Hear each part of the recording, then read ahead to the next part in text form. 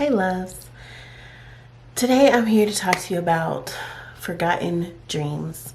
I have restarted my one-year Bible and I'm currently in the book of Genesis and at the story of Joseph. Read yesterday about when his brothers have come to Egypt. He has been made the second in charge of all of Egypt, second only to Pharaoh. And his brothers have come because there's been a famine in the land, just as Joseph interpreted the dream for Pharaoh. So his brothers are here, and they don't know that they're talking to Joseph, but Joseph knows that he's talking to his brothers. And when they approach him, they bow down to him in worship, or they bow down to him in respect, not in worship. And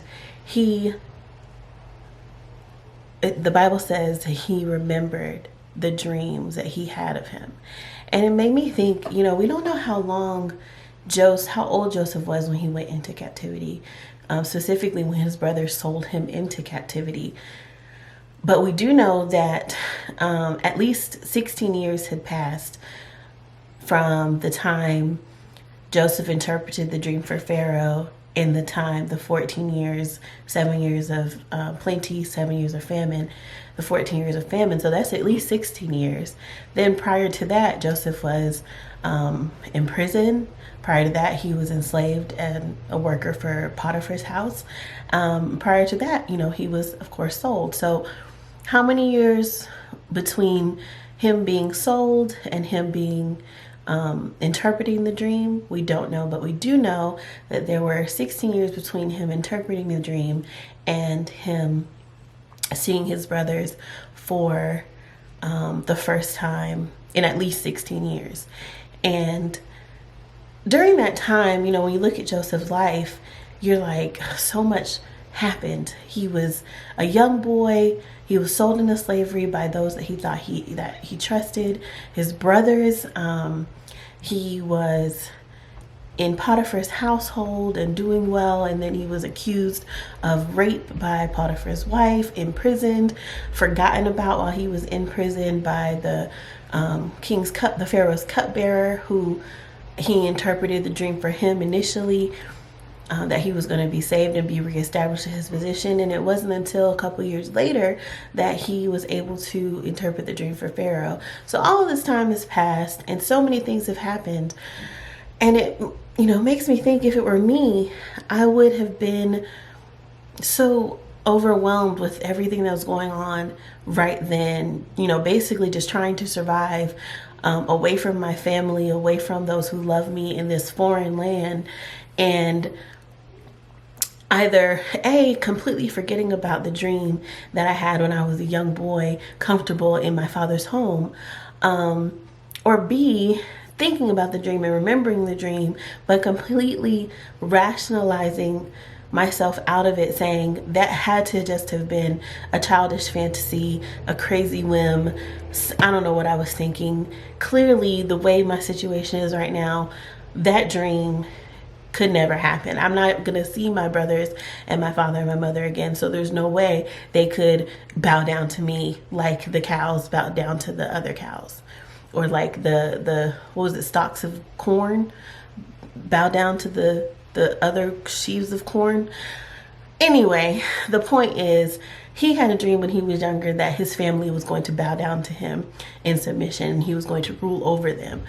So at this point, when we find Joseph, he is remembering that dream as he is seeing it come to life before his eyes. And it made me just think about how many dreams have we forgotten, or how many dreams have we rationalized out of ourselves and talked ourselves out of, like thinking, there's no way, my situation is such and such, it can't happen for me. I don't know where that dream came from. I don't know why it was in my spirit, but clearly that's not the trajectory that my life is going. And to that I say, no. To that I say, if you're a believer and you believe that Romans 8:28 is real and that all things work together for the good of those who are called according to his purpose, then you know that the dream that God has given you will come to pass. You know, the Bible also says that he who started a good work in you will finish what he started. It will come to pass. And all of the things that he is bringing you through, all of the challenges, all of the setbacks, all of the trials, all of the situations that he's bringing you through, all of that is just to prepare you and to set you up so that you can see the dream come to fruition. And even if you have forgotten what that dream is, know that God will reawaken that dream in you so that you can see it and you can be a witness to him working as it comes to pass in your life. You might have forgotten it 15 years down the road, but here we are now, and something is happening in real time, and you're like, oh my gosh, I remember that time when I had this dream, or I remember that idea that I had for XYZ, or I remember that conversation I had with this person that planted this seed inside of me, and I didn't think it was anything real. I didn't think it was anything I should pay attention to, but here it is working out in real time. That is God, because he said he would finish what he started in you. The dreams that he gives you, they are real. Believe them, believe him, even in the midst of trials, even in the midst of questioning circumstances. Believe him, and he will bring your dreams back to your mind and back into your heart and revive and revitalize them. And he will also let you see them come to pass. I hope this is encouraging for someone. I love you, and I will talk to you soon.